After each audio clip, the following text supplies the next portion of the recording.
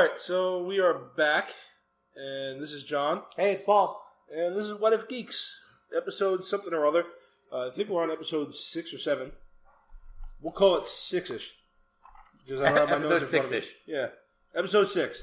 And it's the second half of the superheroes, Right. because we're a big clusterfuck right now, so we're just going to do whatever the hell we're going to do. We just talk, and at some point it'll all make sense. Yeah. When we finally get it loaded up, it'll be great. Yeah. And we're this close, I swear. I promise we're this close.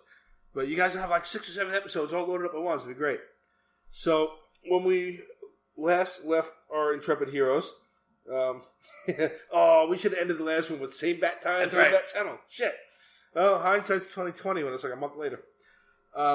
We were talking about the superheroes growing up, and we left off with Batman. We kind of touched on the Kristen Bale one, but we kind of really left off with Michael Keaton and that Batman. So the first Batman that we saw in the movies outside of the 60s that we can remember. Mm-hmm.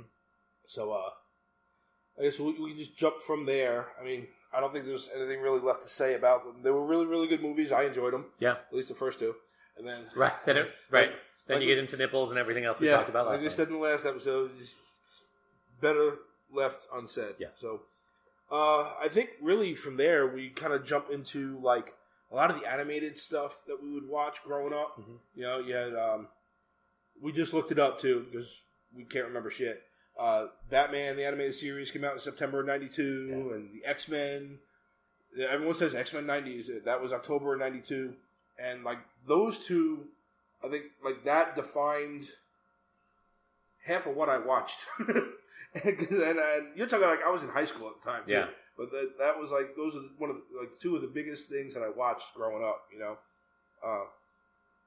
I was in college, but I remember when it came out, and I remember it being so good. And Batman the Animated Series started, and I think I'm getting this correct when I say, they started with a dark or black matte to start the animation on, as where every other animation started on clear matte, and you painted onto there. They started on black, and it had the right feel of Batman. It had the kind of post Frank Miller Batman, darker, not the 60s, right? We're not doing Bat Watusi and Bat Shark Repellent. We had that sort of darker Batman, but still, I mean, it was for kids, so it wasn't super violent, but it had the right tone. Gotham looked really cool. Yep. And it was, I mean, the only other animated series before them was like Super Friends. Yeah. Right? Or... Yeah, we never touched on that, but the first Super Friends, the little bit later Super Friends with like Zan and Jaina and the monkey. The monkey. And then it was just gone for a while. Yeah. There was like maybe a Filmation had something in the middle there. I remember there being a Batman that was a little bit better than Super Friends, but nothing until it took Batman coming back in the movie to get to the Batman animated series. Yeah.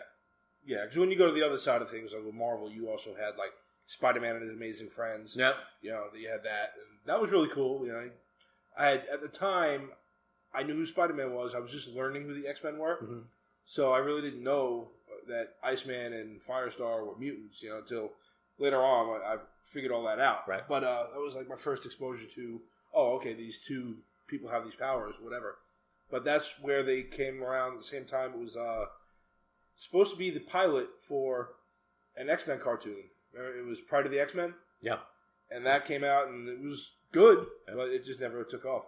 I forget exactly what happened with it, but it kind of like the X-Men would pop into the Spider-Man once in a while, and you saw some. I know there was some other Marvel cartoons or whatever, but the Batman one was the major one, and then Batman the Animated Series anyway was like the big one for me, and then I rolled into X-Men. And I just remember like all the stories in Batman the Animated Series were like they had weight to them, you know, from what I can remember. You know, they didn't play dumb to the kids, right? You know, right. So which is important. I think, you know. And then that led into like Batman Beyond. Yeah, which is really good. And because I think a big thing there was because you had kind of a continuity. Holy cow! English continuity between the animated series and Batman Beyond with Kevin Conroy as the voice of Batman. Aging Bruce Wayne, right? Yeah. And then you had the movie, Batman Beyond, Return of the Joker. Yep. Where you had Mark Hamill come back. Yeah. That was really cool. You know, just to see them actually making an effort to make it all one world. Mm-hmm. You know, it was really cool. Mark Hamill was a really good Joker too. He was amazing. Yeah. He defined what the Joker was to me back then. You know, I mean, I thought Jack Nicholson was good in the movie, but then Mark Hamill's, even though it was a cartoon, that take of the Joker was really like, that's exactly how I picture him in the comic. You know, just being like that. Yep. You know, just a giggle and hey, bats. Right. You know? But I don't do impressions at all. But and then you had the X-Men. Yep. And I think the X-Men cartoon is like the only time they vaguely got the Dark Phoenix saga right. Right. Go figure. Because it didn't cost $20, $30, $50 million or whatever. And it had actors. It was better.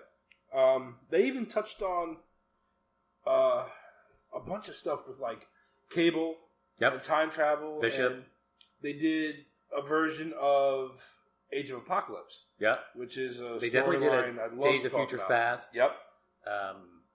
Bishop was in there. Cable's in there.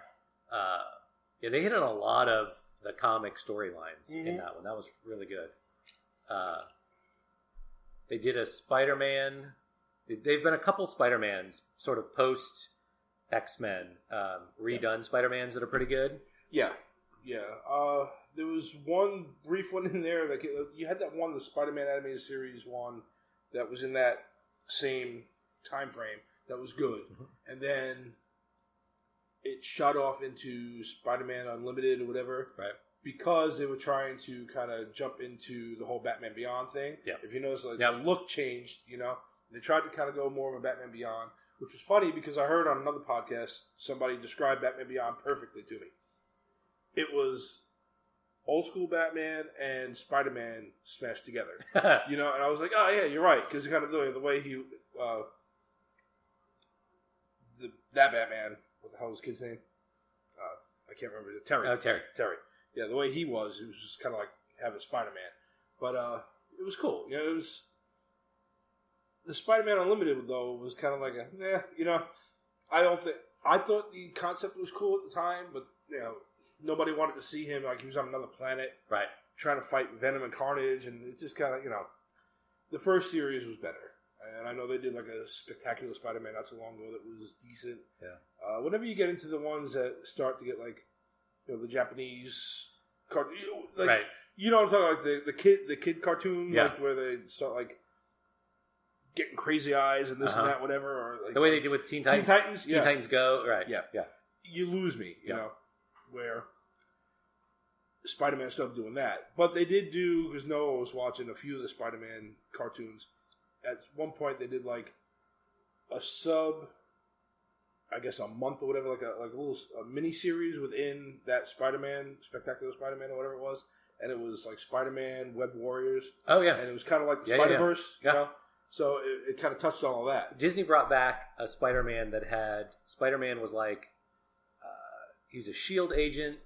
It was on Disney XD or something like that, and it was Spider-Man, White Tiger, Nova, and Iron Fist. Yeah. And then they went from that. Then it went to Web Warriors, and then there was like Venom's really a good guy. And Agent Venom. Yeah, that's what he was in the comics for a while. And then it had Iron Spider, Amadeus Choi as Iron Spider. Yeah, a lot of cool little things they did over there. Yeah, and I like seeing that because the comic was really cool. The Spider-Verse comic. So I guess, you know, it had Agent Coulson as the principal. Yes, with the Agent Coulson voice. Yeah. So I covered a lot of the cartoons that we kind of watched. I don't know. Like every once in a while, like, you know, if Noah's bored or something, I'll like float through Netflix or float online and try to find some old school, you know. And he'll like it. You know, he gets into it here and there. That's how he wound up watching like all of the '80s Ninja Turtles when he was like 3. Oh, is that right? Oh yeah. He was obsessed with Ninja Turtles from like 2 to 4. He still likes them, but he was obsessed with them then. Yeah. he watched all the '80s ones, and we'd always say, do you want to watch? He'd say he wants to watch Turtles, but he had like the '80s on DVD, and then he had whatever, not this newest one, because that one he just looked at it and was like, nope. He was like the one right before this one. Yeah. He had that on a couple of DVDs, and he'd always call the '80s one the new one because it was the second one that I bought. So he was like, "What watch the new one?" I grab it, and he'd go, "No, that one." The new one. one. I'm like, "No, all right, that was the '80s one. Okay, yeah." Yeah, I think it was on net. I think Spider-Man and His Amazing Friends was on Netflix for a while, and so I introduced Coleman to that, and he was like, "Oh, this is pretty cool." I want to watch some of that old stuff again. Yeah, it's really cool. I like it. There's a few that really don't hold up, and then there's a few that I'd forgotten. Like they do the origin of Firestar, and they have the X-Men. Okay, yeah. And so they have a voice of Wolverine, but he's like super Australian. I don't know why. And he serves her like meat on one of his claws. But yeah, he's got like super Australian voice, which I thought was yes, yeah, because he was in the Pride of the X-Men too, right around that time. That's when, yeah. For some reason, nobody understood where Canada was. Right. And so yeah, those are pretty good. I introduced him to Batman the Animated Series. I need to find Superman the Animated Series because that's Justice pretty good League too. And then those Justice League, I thought those were really well done. Yeah, the sort of mid 2000s Justice League, just the first ones were really good. The sort of original 7, and then it was like Justice League International or Justice League Unlimited. Unlimited was one of them. Yeah, and then they did something else. That was really cool. Static was pretty good. Yeah.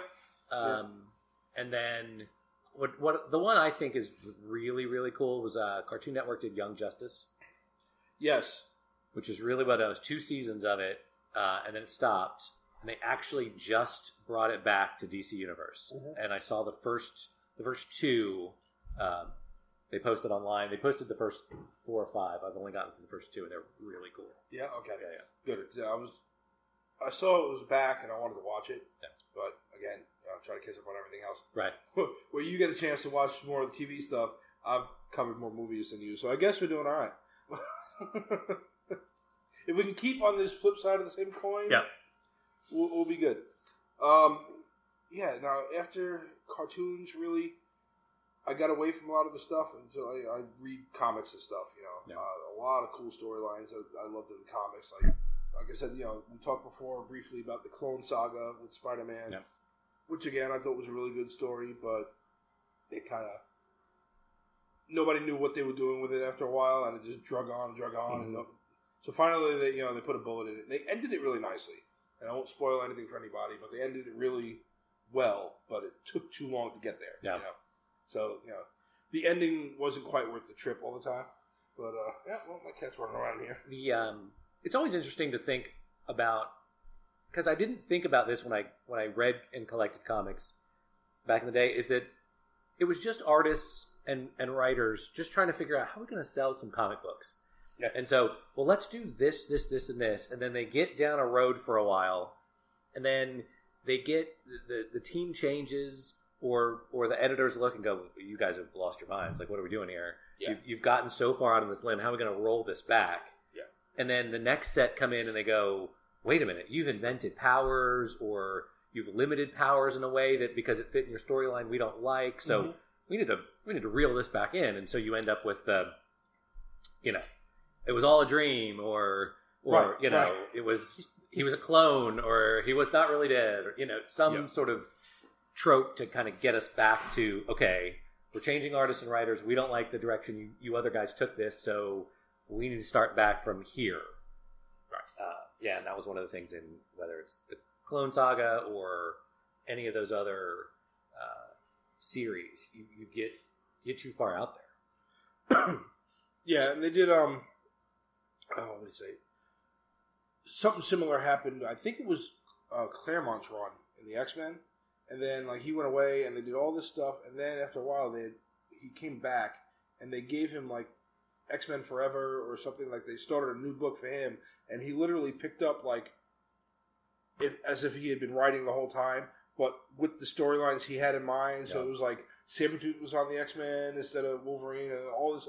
It was wild, and I didn't pick up. That was kind of when I was already getting out of it and not really reading comics as much, or trying not.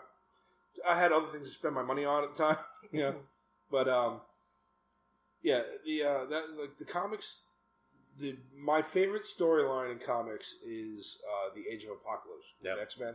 I think that was it was bold. Number one, just you take. I forget when it came out. But you take this, so in the 90s, or early 90s, you take a situation where Legion, right, Professor X's son, goes back in time, and he wants to kill Magneto because he wants his father to be proud of him. Right. And he kills him, or he goes to kill him, but Xavier gets in the way. Legion kills Xavier instead. So it wipes Legion off the map, too. And then they basically said, okay, everything you've read, because he went back in time, everything you've read never happened. Right. This is the new story. And you were like, what the hell? And it was like a whole summer. Yep. It was like 3 or 4 issues of each book. They had different titles, and they gave you the history and went all the way through this. And it was like an entirely different universe that happened because of that moment. And the storyline was just great, Just seeing how Magneto wound up forming the X-Men in Xavier's name, because of his friend that saved him or whatever. Yeah. So he was trying to uphold his ideals, but they were also a lot more cynical because of the world they lived in. They weren't afraid to kill people and do whatever. So it was interesting seeing the different. It was just it was so well told, and where again. Kind of to the same point that you made about you have these artists and writers trying to figure stuff out. They had that on point, like from the get go. They knew exactly what they were doing with that story, and they were like, "Okay, this is exactly how this is going to go." And it was just little random things, where let me see, like Deadpool shows up in there, but he's just he's one of Mystique's crew. But there's like another one of the crew likes to torture him because he's got a healing factor to get down. So like she just like cuts him, right? For no reason. She's just cutting on him, and then Mystique's like, leave him alone, random crap like that. Right. Just little things that popped in there, like okay, like you see Ben Grimm, they never went to space, so but he and Sue are still friends, and they're part of the human. Council and part of the rebels and stuff that are running around. Yeah. So there's like little things that are like really nice touches, that are cool. Gwen Stacy's still alive in there. It's really cool. That's neat. So I think, not my favorite, but one of the ones I really liked is Marvel when they did Civil War in the comics. Mm-hmm. It just felt like you could see that happening in the world, that the government would come in and do, pass a bill like this that would cause such chaos and that some would be for it and some wouldn't, and it would divide. And so I thought that was really well done in bringing some real world stuff into comics and okay, so let's do this and see how the sort of universe reacts. I thought that was cool.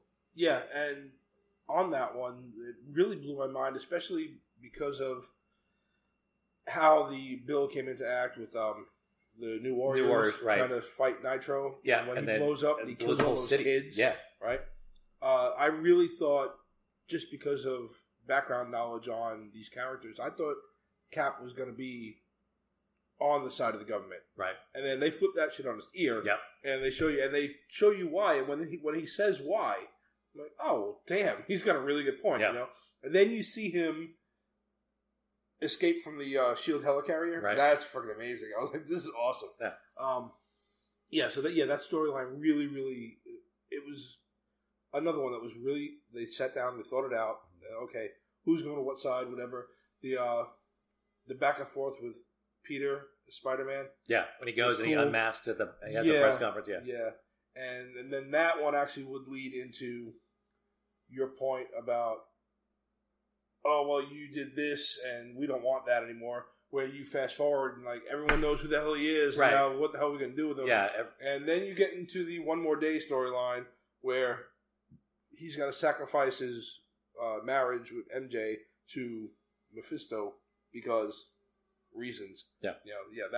This is how we're gonna fix it. Right. Wasn't it like a mass hysteria? Like people mass sort of forget. Yeah. Yeah. He just. Yeah. Mephisto. So, Yeah. Because the devil says, Right. this is what's gonna happen now. Right. So, I want your marriage. Yeah. Which actually, I think Civil War actually leads to the issue where Cap gets shot. Mm-hmm. Right. So Captain America gets shot, and then they think, okay, we're gonna change Captain America's because Steve Rogers is dead, and so they made it. Did they give it to Falcon? It was Bucky first. It was Bucky first. I think Falcon comes much later. Falcon at some Much point, later. yeah. And then they were like, we can't leave Steve Rogers dead, so They bring him back. I forget how. Do you remember how they bring him back? at that very moment that the bullet hits him, somebody from the past, something happens and somebody comes and saves him. That makes sense. Yeah, right. It's like a complete comics thing. No one's. What is it? They used to say that in comics, no one stays dead except Bucky Barnes and Uncle Ben and Jason Todd. Yeah. The second Robin who gets killed by the Joker, and they're both back. Yeah, Now, again, on that except note, Uncle Ben. Yeah, Uncle Ben's And- outside of and- alternate universes. And Bruce Wayne's parents. Bruce Wayne's parents. Yeah. The only time you ever see them alive is in alternate universes. Yeah. But growing up, when we would always say, okay, the two that are going to stay dead are Bucky Barnes and Jason Todd. And when they brought both of them back, I'll be honest, at first I was like, are you really going to do this? Because I saw so many ways it can go wrong, right? Both companies managed to bring these two characters back in a way that, like, floored me. Yeah. I was like, just Jason Todd coming back as the Red Hood. Yeah. Right? And they do a really good job of that in the cartoon, too. When they do the Under the Red Hood, whatever. Mm-hmm. Yeah. Where he's like... he's got the Joker tied up. Joker's just like, well, this is going to get good. He's like, he's loving it. He's like, something's going to happen. And he's just like, I get you couldn't save me, but why is he still alive? Right. He's talking Batman. And it was just like, holy shit, yeah, that's a really good point. It's like, why didn't you avenge me? You know? And then you go to the whole flip side of that, where nobody knew who the hell Winter Soldier was, and then they figured and they did a really good job translating that into the movie. Yeah, where they find out, and because they do it in the comics too, where Cap sees him, and he's like, Bucky? He says, who the hell is Bucky? Yeah. He jumps off the train or whatever. That storyline was really cool. Yeah. I enjoyed that storyline. So if you would have told me that they were going to bring those two characters back and really do it, I'd have been like, probably not. Do you remember in the comics how they killed Jason Todd? Yeah, we voted for it. Yeah. They put a number. I'm sure people our age will remember this, but kids, they had an issue, and he gets kidnapped by the Joker. He's in the desert somewhere in the Middle East or something like that. Mm-hmm. And the Joker shows up and he's got a crowbar. Yep. And there's a phone number because this is pre-internet, right? There's two phone numbers at the bottom, one to save him and one to kill him. And the voting was overwhelming. Kill him. To kill this little prick. Yeah. Yeah, because he was an asshole. Nobody liked him. Nobody liked him at all. And so then the next episode, Joker just beats the piss out of him. Yeah, beats the piss out of him and blows him up. Yeah. And and then you have and they bring him back with the whole Lazarus Pit thing. And it took, which was good. I mean, but it took what, 10 years, 15 years, right? Because that was easy. Yeah, because it was mid '80s, something like that, late '90s when they killed him. Yeah, yeah. Trying to think of when that happened. Yeah, about the 80s. In the Death in the Family series. I don't recall. Somewhere in the '80s. Yeah, somebody look it up. Tell us on GTS. We'll talk for a second. So we he gets killed in the '80s somewhere. And then he don't come back until what? It was like, I want to say early 2000s or something like that, right? Yeah. It was late. It took like a good almost 15, 20 years to bring that guy back. But then you bring him back and he's not, at first he's not very well adjusted. But right. We'll fix that later. And 1988. Yeah, 88, okay.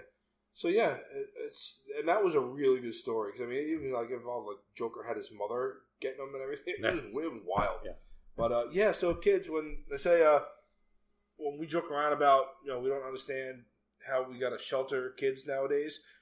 We got to kill Robin. So. Right. We had. I called the number. Oh yeah. I was like, nope, you gotta go. Yeah. I just want to see if they'll do it. Yeah. Holy shit, they did it. Yeah. So yeah, nobody gave a shit about sheltering us at the time. So toughen up a little bit.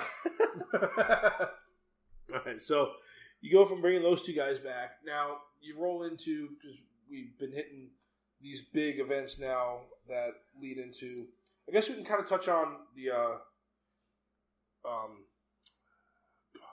Batman, Christian Bale. Yeah. Who the hell directed him? Yeah, that guy. Yeah, the guy from Inception, Christopher Nolan. Nolan, thanks. Yeah, it was right on the tip of my tongue. And I kept wanting to say Sam Raimi, and that was Spider-Man. Jesus, I'm getting old. So Nolan's Batman. The Batman Begins thing was really cool. Yeah.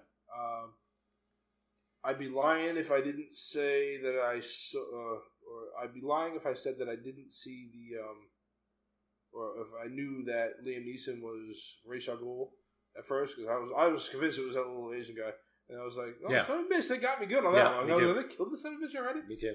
But yeah, so they got me on that one. I didn't see that, but I really liked that one. It starting to show his whole origin like that was cool. Yeah, because usually you always do the.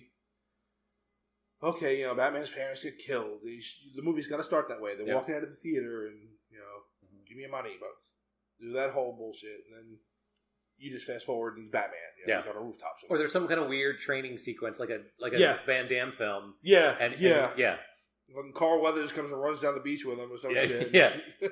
I worked in a Rocky reference just for you.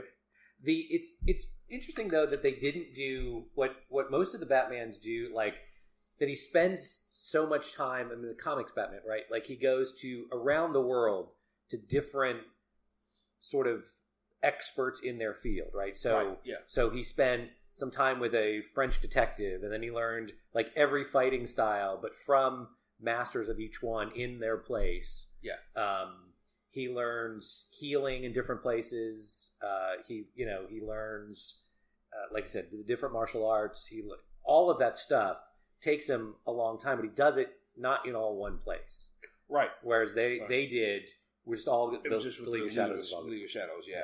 So, yeah, and I would love to, again, you're never going to get a perfect rendition, or translation from the comics, but I'd like to see, like, the next ones, because they are still kind of trying to move forward with that stuff. Nobody is still up in the air about what's going to happen, but I'd like to see them kind of touch a little bit more on some of the training as far as, like, him trying to be a detective and whatever, because he does use that a lot in the comics. But like the Christian Bale ones, the first one was really good. I liked it. It had me ready to go. And then you get into The Dark Knight. And when they said Heath Ledger was going to play the Joker, and you had the same reaction from fans as when Michael Keaton was going to be Batman. Yeah. And I said then, I was like, yeah, I don't see the Brokeback Mountain guy doing it. Right. But I remember, I was saying it then, I was like, I remember when Michael Keaton was going to be Batman, and everybody was like, Mr. Mom's going to be Batman, this is going to be stupid. Yeah. So I'm going to wait. I think that was like the first time when I was just mature enough to start saying, I'm going to hold out hope and see what happens. That's burned my ass a few times, but, for the most part, it's served me pretty well in this, in my love of comic book movies. Yeah. From that first poster of him behind the glass with a little "Why So Serious," that had me hooked. Yeah. And he came out and just had this whole twisted, dark version of the Joker that was amazing. I have had a picture of Heath Ledger, and then watched the movie. I don't see it. Like, you look at like his headshot or some other whatever they've got on him on IMDb, and then you watch either the trailer or some other part of that movie where the Joker scene's in it, like when he's got his head out the window. Yeah, and he's like a dog. Yeah. Or in the nurse's outfit walking out of I look at that, I'm like, that's not the same person. It just doesn't look like Heath Ledger. Like, I don't see it in there. Yeah, and obviously everybody knows, if you don't know the history of it, shortly after that, he OD'd. Yeah. Because he was a method actor and he went too far into that role and it killed him. Yeah. But that's how... It's a shame he died, but that's how good that damn performance was. Because he literally, like you said, he was a different person. Yeah. He was the Joker. The things like when he has to do the thing with his mouth over and over again. When he licks the scars. Yeah. Like, that stuff happens in that performance, and you're just like, that's amazing. Yeah. Just like the it doesn't look like acting. It just looks like, he's got a problem. Yeah. Yeah. It was so deep in there that it was perfect. Yeah. And that whole movie just had me floored. I was like... That may be the best comic book movie ever. Yeah. I mean, it's one of them for me. 2 or 3. Yeah, it's definitely in my top. And that's going to be a fun episode, though. Can't wait for that one. Write that one down. Top superhero movies ever. Well, we got to do top 10 and bottom 10 and all that other bullshit. Bottom 10, Fantastic Four. Superheroes. Okay. Yeah, I can't write Leave right a couple now. spaces for Fantastic Four movies in that bottom 10. Whew. Both the new ones and the old ones. Yeah, no shit. We can never get that right. Come on, Disney. So I really love that movie. That we can sit here and we'll have to pick a night when we're just going to sidebar on only Batman or whatever. Yeah. Because I can sit there and pick that movie apart completely. I love that movie. Like you said, it's definitely one of my favorite moment of that movie was I went with my wife. And there was a couple sitting next to us, and the girl was sitting next to me. And young kids, But we're watching this movie, and there was the part when they're like, "What's going to stop my boys from killing you right now?" And he's like, "A magic trick." Yeah. And he says, "Watch the pencil disappear." And he slams that dude's head in. The girl next to me jumped over to me and grabbed onto me, and I was like, "What the?" And she was like, "I'm so sorry." Yeah. I'm like, "It's okay." It's probably because I was about as old as her dad, so right. But yeah, it was just funny. It was like you came out of nowhere. Yeah. So yeah, one of my favorite moments of movies is just when you can startle somebody to hugging somebody else. Yeah, you did a good job. Yeah. And you had the last one with Bane. It wasn't the best thing in the world. I think it was serviceable. I enjoyed it. Yeah. I don't know exactly what it is about the movie that I don't quite like. Maybe it's Bane's voice because of the mask or whatever. Yeah. I don't know. I mean, I love Tom Hardy as an actor. I do too. It's just something about that, The voice is weird because the character's supposed to be Spanish. Like, he's from Santa Prisca, which is supposed to be some Spanish island, and so that seemed weird. I think the ending for me was weird in... Not so much that Bruce and Selena get together, but like the very end where the cop is like, "My name's so and so, but you can call, but everybody calls me Robin." Because it was his middle name. Yeah, but everybody calls me by my middle name is Robin, and I'm like, no. Yeah, it was very just no tacked on. Yeah. And those are always the things. Like most movies like this, or most movies that we watch in our genre, I don't like when it feels forced. Mm-hmm. Much like anything in life. We'll discuss my hemorrhoidectomy another time. I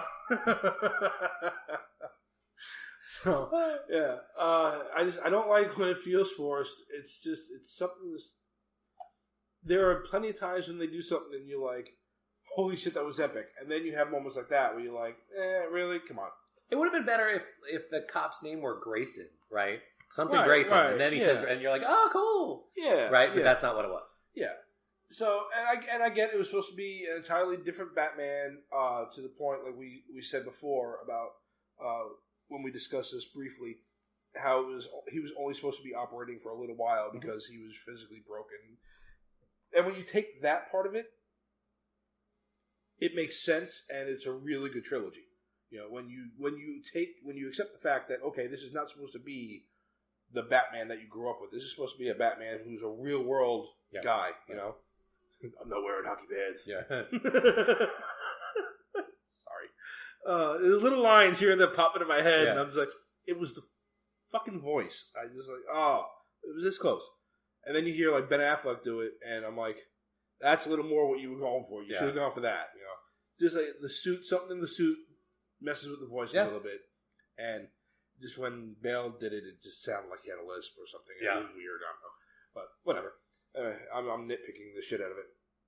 But yeah, I think overall as a trilogy, it really worked well, especially for the realistic story they were trying to tell. Yeah. I enjoyed it a lot. I don't think there was anything left. I mean, there were other ones, like everyone was hoping you were going to get like the Riddler or this or that or whatever, but that would have been too easy, maybe?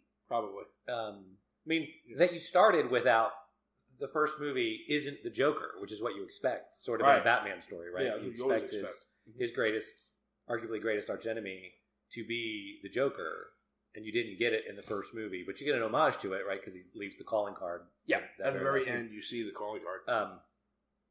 But yeah, you can't go through the kind of rogues gallery of, we're going to do Riddler and Penguin and Clayface. Right, everybody else. Calendar Man. Yeah, all the stuff.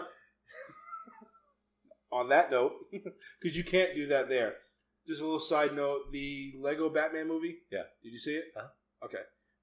Just the fact that they rattle off a whole bunch of his rogues gallery and they pop up with Calendar Man and Condiment King. Yeah. I was like, get the fuck out of here.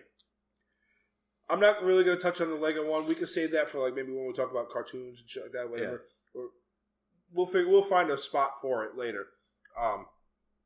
But that was probably, as far as references, that was one of the best Batman movies I've ever seen. It was like there was just so many little references in there, and they understood who Batman was. Yeah, that was the key. I love when Alfred's talking to him and he's like, in this one or that weird period you had in the '60s, and they show him doing the Bat-Tusi. The Bat-Tusi, yeah. Yeah. There was so much in that movie that was like it came out of left field. All the Lego ones have a really good grasp on their exact brand of humor. Yep. Where it's in that one, it's in the Lego movies, it's in the Lego Star Wars shorts, and we'll talk about that sometime too when we get more into Star Wars again. Those are funny. Yeah. Some of those are just hilarious, and it goes into the video games too, which we'll be talking about next. Some of these video games that are out there with the Lego just make me die laughing. That's fun. I play them with Noah all the time. So yeah, I just had a sidebar on that one. We were talking Batman. I think really the last thing that I want to hit on, and this is going to be the bulk of the rest of the podcast tonight, is now we're pretty much getting into the birth of the MCU. Mm-hmm. I don't think there's anything else really that stands out to me before that. Oh, well, okay, you had like little side movies like Blade. Yeah. Blade was really good, and that was arguably... But it's comic booky. I mean, yeah, and it was technically... While people don't really look at Blade as a superhero, that's arguably the first superhero movie that was done well by Marvel. Yeah. Whatever, Yeah. But Wesley Snipes did a really good job with that one. I love that one. Toward the end of the trilogy... You can't keep them going all the time. Yeah. But you get a brief glimpse at the brilliance of Ryan Reynolds in that one. And Jessica Biel never looks bad. Right. So, you got that. But that first one was really, really good. Yeah. I liked that a lot. I just enjoyed it. The club with the blood coming out of the showers, and he just shows up. Yeah, that was badass. That movie's good. Now I gotta go watch that again. So then you go into Spawn. I think Spawn was good, but Spawn was you were almost there for me. You know what I mean? Like you were almost there for the movie. I know McFarlane is working on redoing it, right? And supposedly it's supposed to be more of a horror movie, but it's supposed to be, from what I heard, it's supposed to be coming with a twist. Spawn is going to be the thing that they talk about, right? It's going to focus on like Sam and Twitch, the cops, and you're only going to see he's going to be like on the periphery. He's going to be supposedly, I don't know. Spawn's an interesting character / sort of brand as it went. I mean, it went from sort of nowhere to everywhere and gone. Yeah. Relatively quickly. Yeah. In a way that, like, I mean, you think about most of the characters we've talked about, Batman, Superman, have been around since the 30s or the 40s. Mm-hmm. Most of the everybody that the Marvel Universe has made a movie out of, and Spider-Man's in the 60s, Iron Man 60, right? I mean, we've got decades of these heroes and stories and everything else. And Spawn was the first of those, when all those guys shot off to do Image or whatever. Yeah. He was like the first of that group of heroes that really nailed it for everybody. Everybody loved him. Right. It was a good character. But you go, Spawn as a comic book is what? Late 90s? Yep. Right? And so you go, like, and it just goes super, super fast to figures and toys and everything, and all the merchandising that goes along with it. Then you get the movie, and then gone. And I think it was the movie that killed it. Yeah. Yeah. It had to be. Because, again, it was... I don't know if it was a matter of funding or whatever. I don't have all that shit in front of me, but somebody can look it up if they want to. I don't know. Where you guys think it went wrong? Because I have no idea, to be honest. John Leguizamo is the little... He was funny. Yeah, he's funny. He was funny. But I don't... I remember I read a bunch of Spawn back in the day, but it doesn't stick in my head a lot. So I don't remember how on the nose he was, or how good he was as far as portraying the character. I thought he was funny. I thought he was good, but I think it maybe just tried to do too much, or just just didn't have the budget for it, whatever. Because I remember them saying, the big thing when the movie was first coming out was, the cape is going to be completely animated, CGI, whatever. So that was the big thing. It's going to be completely CGI, whatever. Like, okay, yeah, you're great. Of course, nowadays I'm looking at back then. It was like, really? How are you going to do that? Yeah. But so it was a decent one. I want to see what they do with it now. The horror, I like the horror aspect. I'd like to see what they do with that. That would be kind of cool. But then you roll into your MCU, and at the time, I forget when the hell Iron Man first came out. I didn't look it up. I guess you didn't look it up while you were in there.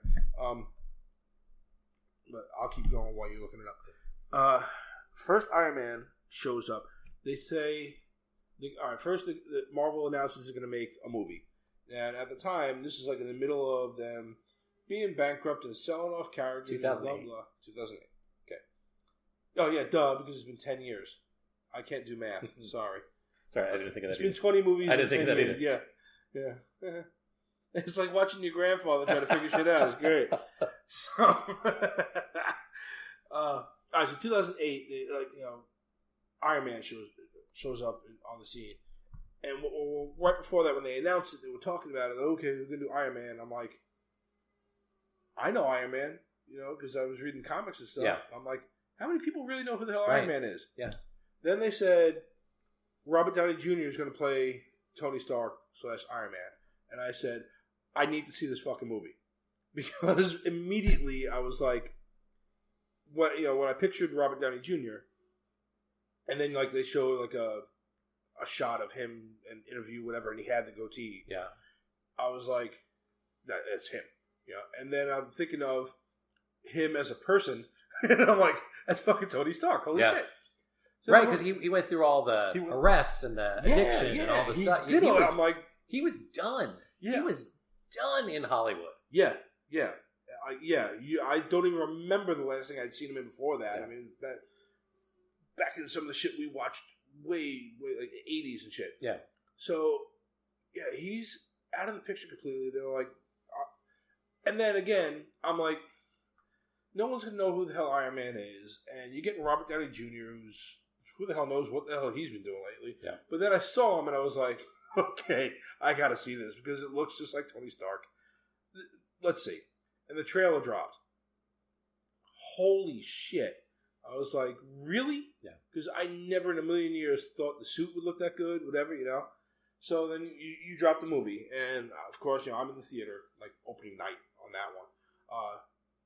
Now, fast forward to now, we try not to go opening weekend unless... we hate going to movies on opening weekend just because we don't like dealing with people. In the age we live in now with, choose your seat and all that other stuff, it's not that bad anymore. So we're okay with it because you don't really got to fight a crowd except for like getting your popcorn and shit like that, right? So that one, I was like, I need to go see this thing first. So we went to go see it opening night, and I was floored. I was like, this movie is perfect. Yeah. Down to just like the way he was talking, like kind of, like talking to Jarvis or whatever, and his speech patterns, his little kind of like going off on a tangent on different things, whatever, and little bits of humor here and there. It was cool. Like, it's got a good tone. Yeah, yeah. Just from the perfect. In the very beginning when they're in the Humvee and the dude's like, "You want a picture? Yeah, we take a picture." Yeah. Like, no gang signs. He knows that the peace sign is like no gang signs. He's like, no, that's cool. No, not peace. Without peace, what would I be? Because he's selling weapons, right? So then you take it from that and you throw in that little stinger, and that's what ruined movies for everybody and their mother. Because you had a stinger of Nick Fury and I'm Iron Man. That's really. Yeah. Let me talk to you about the Avenger Initiative, right? From that moment on, nobody would ever leave a fucking theater until the credits were done and the lights came on. Right. Nobody, because you never know. But the movie overall was just great. I just loved it. Yeah, I agree. And I think they got the tone right. They didn't make it dark. In a weird way, they didn't. I like you mentioned humor. The little robot arm, right, with the fire extinguisher. Yeah. Like that's really funny. Those scenes are really funny. Especially that little "don't do it, don't." Yeah. And it keeps shooting them. Just all of that stuff works really well. I loved that they start and he builds what was the original Iron Man suit. Yeah. Right. From the 60s, the original sort of shellhead suit that he needs to sort of come up with in the desert cave. That was really well done. Yeah. And then he makes he's walking around with a fucking Die Hard battery. Yeah, right.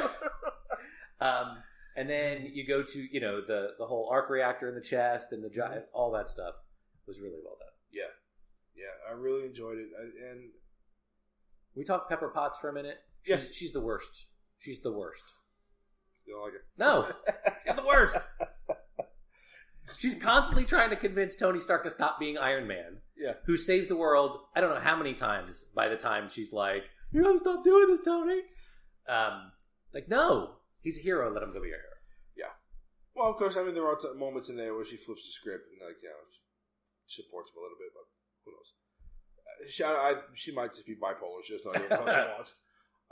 But, Gwyneth Paltrow is not that bad looking, so, hey. Not my favorite of the... Yeah, she's weird. Yeah, but there are moments, she's got moments where I'm like, yeah, she's cute. Okay. So, and then you go from that, you had Iron Man, and then it was Captain America? Yep. The first one. Yeah. Thor came out after that, right? Well, you had the Hulk in there with Ed Norton, which was Universal, but they made it canon because they had Tony at the end come in and talk to General Ross at the bar. So he's like, let me talk about a little team I'm putting together. So that became canon. Yeah. The first one, though, Ang Lee. The Ang Lee, who's Bruce Banner in that one? Eric Bana. Yeah. Yeah. That one's not really a good movie. No, not at all. In fact, the less you say about that, the better. Gamma irradiated poodles. Right. And there you go. And that's he fights a bunch of fucking dogs, and then he fights a cloud. So, that movie sucked. You get to the Ed Norton one. Thor is actually 2011. I didn't realize that. Huh. Yeah, I guess, because then they don't start cranking them out until about 4 years ago. They start cranking out like 2 and 3 at a time. Right. Captain America: The First Avenger was 2011 too.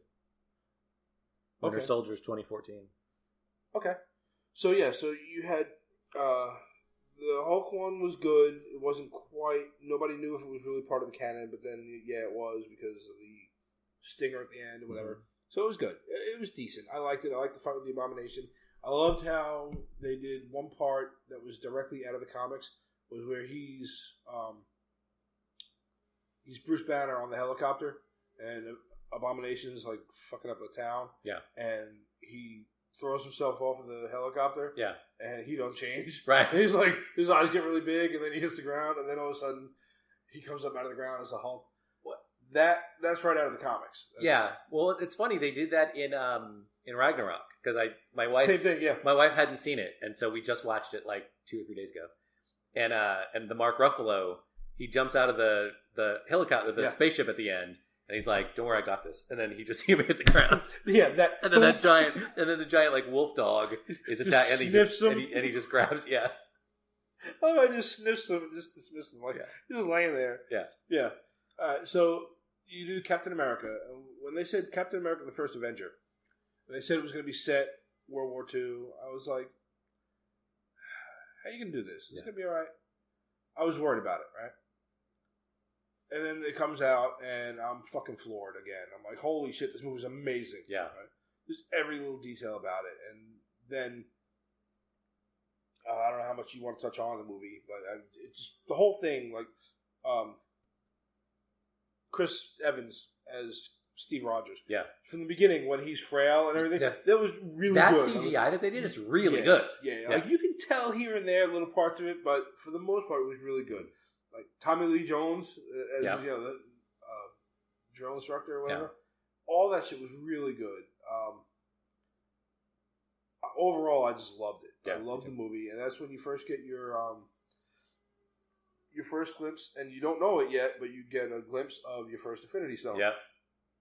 It's the Tesseract, the Red Skull's after. Yeah. That sucks him away. We may or may not see him later. So he goes bye-bye. Yeah. Steve crashes into the water, and then that was my favorite part, is when he woke up.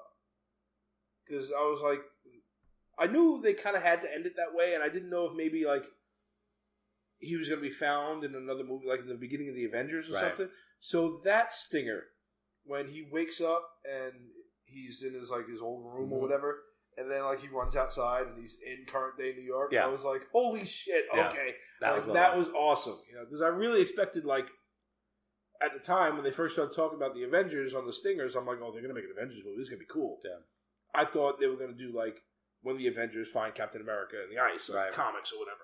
Yeah. No, we ain't even going to wait for that. Fuck that. So they do that. What did you think? Yeah, I thought that was really well done. I loved the way they pulled it off, where he's like, I was at that game. And that's how he knew it was, the whole thing was fake. And then he runs through the guards and then out the thing, into Times Square. Yeah. And he's like, holy shit, what is this? Yeah. Yep. And it's Fury comes and gets him. Yeah. So that one was really cool. And I love how they touch on it throughout the series or throughout the MCU, like the little man at a time stuff that he's, like little touches here and there. Yeah. Like his list of things he wants to do, Then you do Thor that year. And again, when they said they were going to do Thor, I was like, well, this is where their reach is going to go away, And that was well done. I liked it a lot. Some people said it's not as good. Maybe it's not as good as the other two, but me overall, I liked it. Mm-hmm. I really enjoyed it. You get your first glimpse of Hawkeye in there. Yeah. Overall, I liked the movie. It was good. Nothing like really stands out to me. It's Thor's story. But I like how they introduced, and the couple characters think he's just some crazy, guy, right? Like, sure, you're the Norse god of thunder, sure. Yep. Yeah, you're not a crazy homeless guy. Exactly. I love how they just think he's nuts. Yeah. So, and what's her name now? Natalie Portman plays Jane Foster. I love her as an actress. I don't know if I ever really bought off on their chemistry so much. What I really love is her friend, Darcy, or whatever the girl's name is, played by Kat Dennings. I'm infatuated with that girl for whatever reason. I don't know why. I do know why. But, I mean, she looks good. So there's something about her. And her attitude in that movie, just the way she's talking, and she just kind of rolls with it and accepts everything, Like at one point when she sees Thor again, I think it's in the second one, where she's like, she just walks up and punches him in the arm, like, hey, what's up? Like they're best friends, like, what's going on? Like, she's just there, so I like her character. She's funny for the comedic relief part. I think they got the Destroyer really right. They did a really good job with the robot. So overall, that one was really cool. And then you roll into Avengers, right? From there, or did they? Did they use the second Iron Man before we got to the Avengers movie? I think maybe they did. I want to say, we don't have the whole list in front of us. We'll have to get the timeline next time because we're ill prepared. When we get ready to talk about Endgame, we'll have the whole timeline in front of us. So we're just going to randomly talk about everything leading up to what we know now. I think the Iron Man 2 is good with Whiplash. Yeah, I think Iron Man 2 is really good. Just the overall, because you introduced War Machine. Yeah, I think though that like Iron Man 2, Thor 2, you could have done without both of those. Other than getting in War Machine in the second Iron Man movie, nothing much. Oh, and Thor 2, you get the second Infinity Stone, the Ether, whatever the hell it is. Yeah, but like the story, the story itself, like I don't really even remember what it's about. Yeah, vaguely. Yeah, I know it was Iron Man 2. Was it Hammer or whatever? Dude takes over. He's one that finances Whiplash, and then he gets all the armor. But like he wants to make. The rest of that is no big deal. Yeah. Other than getting in the second stone and whatever, just okay, whatever. Yeah, I can pretty much sleepwalk my way through the rest of those. Yeah. It's not. But then you wrote, and then I think it's after that was it Guardians, or it was Avengers first, and then they did Guardians. Yeah. So they do Avengers, and I was literally 10 years old again. When they announced that movie, like, it's coming. Mm-hmm. It's coming this year, whatever. They hit that trailer, and I was just like, oh my God, I'm going to die. And I think I must have drove Heather crazy. That one, we went opening night. Like, we were there. And Noah was, like, ready to go at that point. Because I forget what year that one came out in, but he was, like, 2. He was little. Right. I think. The fucking Avengers came out. But, he was really tiny. You already got everything up over there. But, I think, or I'm thinking of another one. But, we're going to cut some of this. 2012. Okay, yeah, so he was like 1.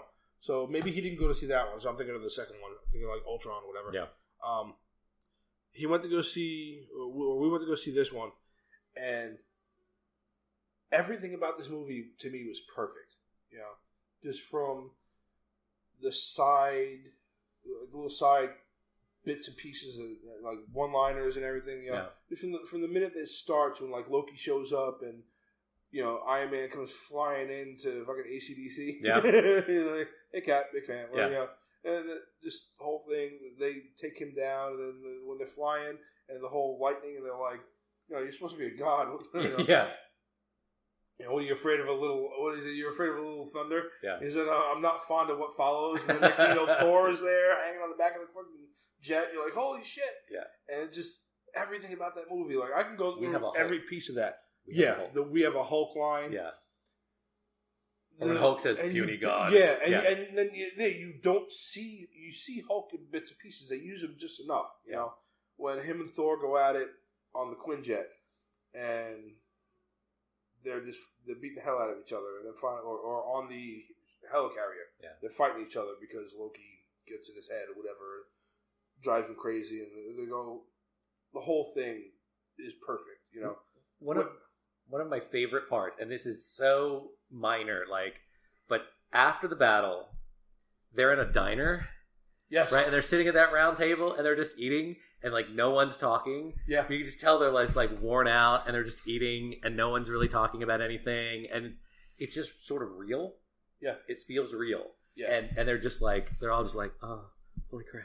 Yeah. And they're just, no one really talks, no one really says anything. Iron Man wanted to go for shawarma. Yeah. He's like, okay, first that, then shawarma. Yeah. And so they go for shawarma. Which, shawarma, by the way, is amazing. I had it multiple times in the military when we were over in the Middle East. Yeah. Just meat wrap around. Yeah. But, that scene of them, that just, it sort of encapsulates, how well these things are done. Because you've got a movie, they were all in their own movie. And they all did really well. And so now you bring them together, and you don't lose anything as you bring them together. No one gets really shortchanged in any of that stuff. There's no one character that's, overlooked because we need to, because Robert Downey Jr. is a bigger star in Hollywood, so he's going to have more scenes than Chris Evans or Jeremy Renner or anybody else. It was all for the story. Right. I was going to say, when you said everyone's got their own movie, everyone except for Black Widow and Hawkeye. Yeah. Right? Which Widow's getting a movie coming up. Who knows? You never know. Hawkeye may get one or maybe they'll pop him on the Widow movie. No, I was thinking the streaming service they're coming out with. Oh, right. Maybe they'll do that. Yeah. That'd be cool. But like I said, you see Hawkeye and Thor, and that's the only other reason to watch Iron Man 2 is you see Black Widow. Yeah, she's the assistant, and then turns out she's a badass. Yeah, and you can never get enough Scarlett Johansson. Correct. So, the Avengers overall, it's like the little one-liners are perfectly out of a comic. Just the dumb stuff they do when they're talking. Shit just makes me laugh. And they treat it seriously. I mean, it's not camp, right? It's not campy, right? And schlocky. But they know they're not making, this is not Citizen Kane, right? So it's fun, and they treat it as fun, and the characters have cool one-liners, and they don't seem forced. Whereas, and I don't know if you plan to talk about the DC entertainment universe, but like, we'll hit that up in a minute. Even in Batman Superman, when he goes or Justice League, I'm sorry, when he's going to recruit, and he's like, Arthur Curry, I hear you talking fish, like. It's not funny. Yeah, it's sort of stupid. Like there's just no joy in those movies. There is in Wonder Woman and there is in Aquaman. But Batman Superman sort of breaks it all, and Justice League. I think that's one of the ones where like there's not a lot of Flash in that movie. There's not a lot of Cyborg in that movie. There's enough of his origin story just because most people don't know who Cyborg is, whereas even casual comic people or you don't even have to be that much of a comic to have heard of the Flash, right? Yeah.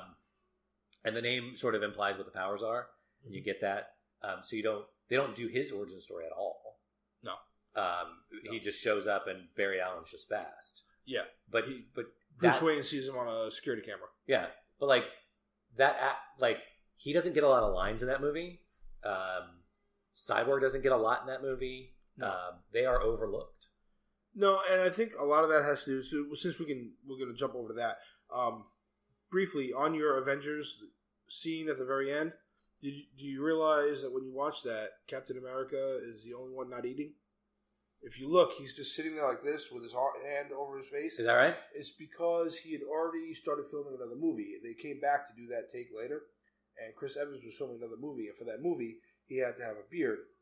So they put a prosthetic here to make it look like he was clean shaven, and he was holding it on. Is that right? Yep. I didn't know that. So to tie it into the whole Superman mustache thing. Yeah. This is how you do it. This is how you don't do it. I'm gonna have to go back and watch.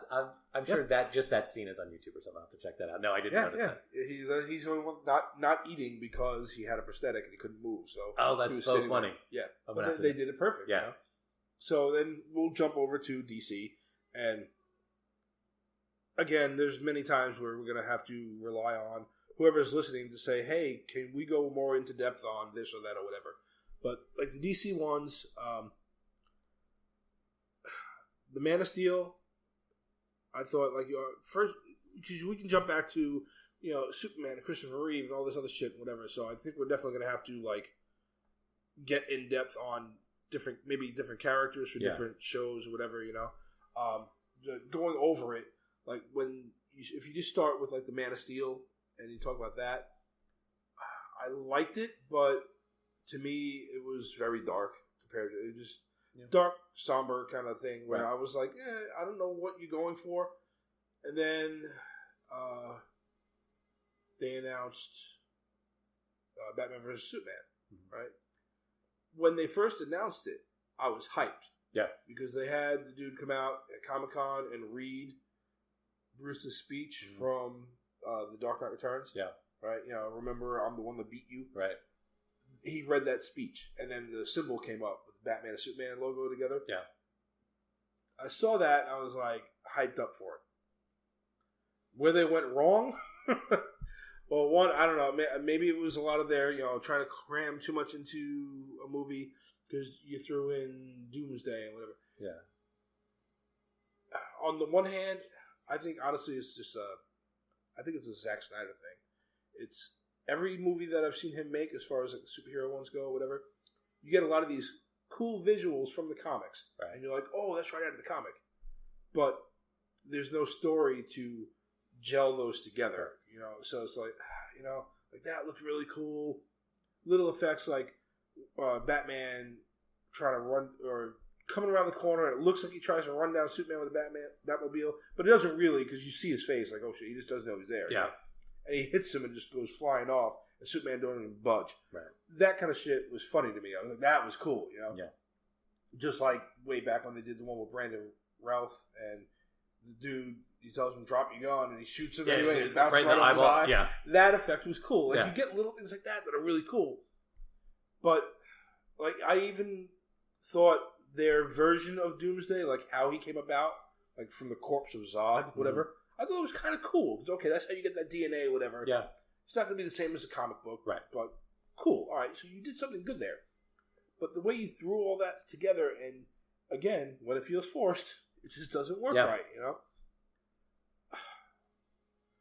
The Martha. Right. On the one hand, and it's funny too, just because like I like to dissect this shit because of my nerdy, geeky side, I get what he was going for there.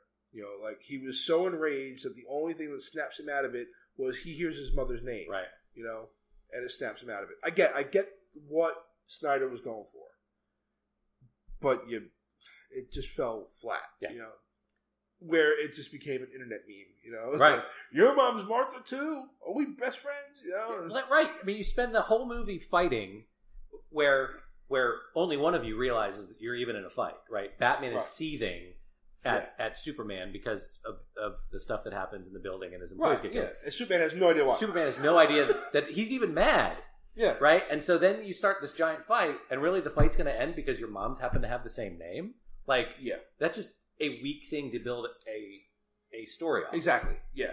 And again, we go back to what I've said previously, where I truly believe that you should have done a single Batman movie or a Batman solo movie first, a Wonder Woman first, then bring it together. You could have even brought it together in a similar fashion. You have a chance to make a better Green Lantern. Ooh, yeah. We're not even touching that one. Yeah. Oh my God. So Batman and Superman had to do a bunch of different stuff. It had to introduce Wonder Woman, Aquaman, Flash, Cyborg. It had to kill Superman. So you had to do the whole Death of Superman comic series thing through Doomsday. Yeah. You had to explain why, to most people who aren't comic fans, who don't know either the sometimes, you know, Batman having this, we talked about this once, Batman has a contingency plan for all the members of the Justice League. Right. And why Batman wouldn't be okay with this God sort of unchecked thing that if Superman ever breaks bad can take out the whole planet. Right. But to casual movie fans that aren't comic nerds, they don't understand why the Super Friends are fighting. Right? Yeah. And so you've got to explain this fight, and then you got to be friends at the end to take care of Doomsday, the monster, with Wonder Woman, that you don't really explain. Mm-hmm. And then he dies, and you care. Right. And then Superman dies, and you care. And on top of that, too, what also felt forced to me was by the time you jump to, again, now you do Wonder Woman, and that was a good movie. Mm-hmm. Yeah. And I know that was when they were kind of doing their, like, they were in multiple different directions. Like, nobody knew what the hell was going on. Because, I've said this time and time again, you didn't have a Kevin Feige, like MCU has, to hold the reins and say, this is a cohesive story across the whole universe. Right. Let's do this, you know? Because you could have done something where Marvel didn't do. Where Marvel had the Agents of S.H.I.E.L.D. TV show. The movies don't really talk about it. Right. It references the movies all the time, but the movies don't really talk about it too much. Or at all. It doesn't reference it. It would have been nice to see little nods here and there, you know? You could have done that with your DC universe, where you have these TV shows that are doing really, really well. Mm-hmm. And you have these actors who do stuff in movies, move them in there, you know? Yeah. So you come out with Wonder Woman. Wonder Woman was good Yeah. up until the last act, and then it became a CGI fest. And that is another problem DC has, period. It becomes a CGI fight at the end of every one of the movies. Yeah. Granted, I know Marvel does that too, but they just do it well somehow. Right. You know, there's something that you feel, and I think it's because they've slowly grown your feelings for these characters. You know, where, like you said, by the end of Batman vs Superman, you've got all this shit that happened that you don't know what the hell's going on. And when Justice League starts, my biggest point of contention with that was, like 90% of the nation is mourning Superman. Right. Who got here. So you haven't had time to get to that point where in the comics it meant so much more because he's been, even in the comics universe, he's been there for like 5-10 years or whatever, you know, because they keep rebooting everything. I mean, but he's been a known hero. People know who the Justice League are in that version of the comics. They know who everybody is, you know. Even Batman, they're like, he's kind of creepy, but he's one of them, you know. So they all know he's out there, you know. It's just, it just felt forced. And you're trying to cram all this in because you're trying to catch up with the competition. Right. Just do your own shit, and you'll get there. Yeah. So, Justice League, like you said, kind of just falls flat. You know, you get Flash just kind of shows up, whatever. They had a few key moments in there that were really cool. Yeah. You know, like when they raised Superman from the dead. Spoiler alert for a crappy movie. They raise him from the dead. He comes back. He's confused, so he's bad. Okay, I get it. Whatever, you know. So he's fine. He's not even bad. He's just confused. Right. So I guess, you know, coming back from the dead. We'll do that to you. So he's kicking the shit out of them, you know, at his own monument, by the way. Right. He's beating the piss out of these guys. And when Flash comes around, that's my favorite part. And he sees him, that's my favorite part of the whole movie. When he just looks at him, and Flash is like, Superman just looks at him, and he's like, he doesn't know what to do because he's never dealt with anybody who's as fast as he is. Yeah. You know? So, and I like how they touch on that. But after that, a couple of times. The whole movie is, it feels like most of that movie is, we got to hurry up and wake up Superman. Yeah. Let's hurry up and wake up Superman. We're all getting our asses handed to us. Wake up Superman. My only other part of this that I didn't like was, as much as I argued for the Ben Affleck Batman, because I was like, I want to see what he can do with Bruce Wayne and Batman. And for the most part, I liked him, but I don't like what the director was doing with him. Okay, I wanted to see him do more, so I wanted to see a solo movie with him in it. And now they're still on the fence about. He's still on the fence about whether or not he wants to try because he doesn't want to hear anybody's mouth anymore. Right. You know? But he loved this character so much going into this that, you know, he was perfect for it to me. And again, there were parts in both movies that I was like, that's the Batman I want to see. Right. You know? Yeah. But then there were the moments that, like when Superman wakes up and he's off to the side hanging on the wall or whatever, and he looks at him, he looks like he almost like comes in his damn suit. You know, like he looks so elated that Superman's there. I'm like, all right, Batman doesn't have a man crush on Superman.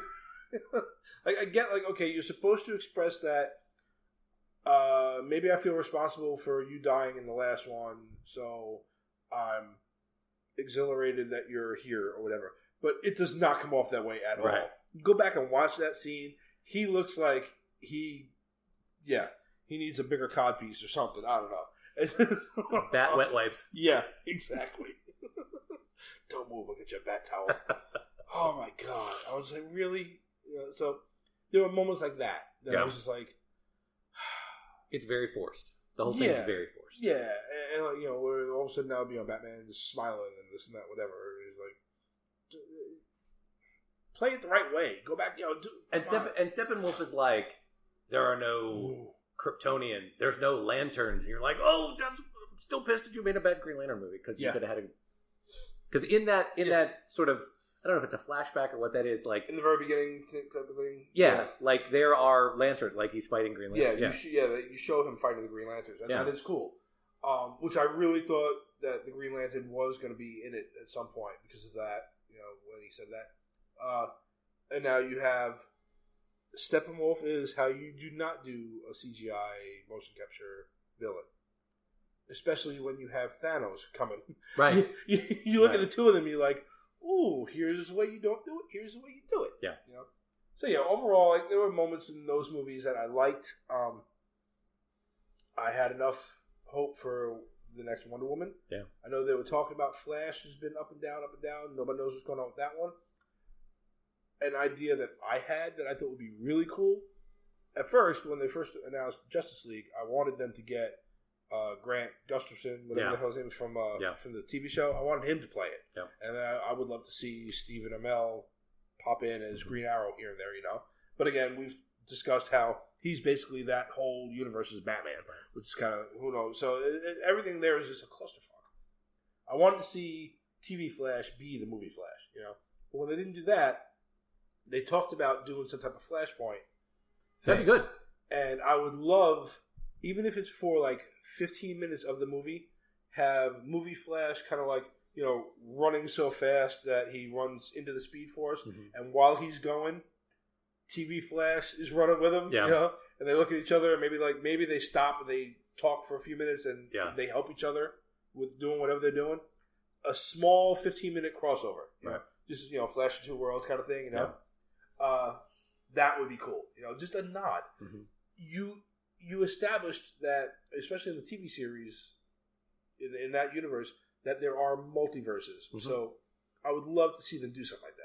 And if you're creative enough and you had the freaking balls to do it, you do it. So then they say, all right, we're going to do Aquaman. Oh, fuck. I did not hold out hope for this movie after Justice League. Yeah. I told you, like last time we were talking, $1 billion friggin' dollars. Yeah, it's good. And it's a really good movie. It's really good. I liked it. And they hit the right tone. I mean, we talked about Batman and Superman and some of them being too dark. Like, they get that they should take the subject matter seriously, but again, they're not making Citizen Kane 2, right? You're making a superhero movie, largely underwater, and so go make it fun, go make it entertaining and interesting, and you've got a good star in Jason Momoa, who seems cool and really just hits all the notes of it. Yeah. So, and I would love to see them make some type of cohesive thing out of this mess they've made. We'll see. I know Shazam's getting ready to come out. Yeah. That Joaquin Phoenix Joker movie is coming out. It's not a part of this. They've got Suicide Squad 2 is supposed to be coming out. James Gunn is supposed to be on that one. Yeah. So that should, at least, they got somebody good behind that one. So I want to see that one. Margot Robbie is Harley Quinn. You got me all day long. Right. I don't know. We'll see. Again, like we always say, I hold out hope for something good, and I don't wish anything bad on you, but I'm on the fence about whether or not it's going to be any good.